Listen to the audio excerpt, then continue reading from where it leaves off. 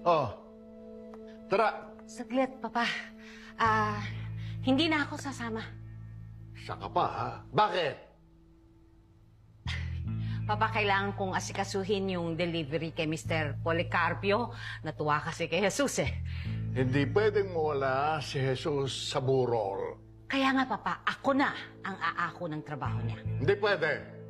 Ipaubaya mo sa ating mga tauhan ng delivery.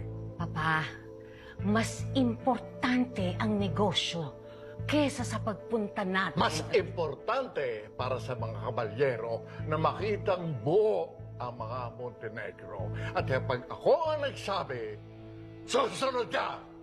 Tara!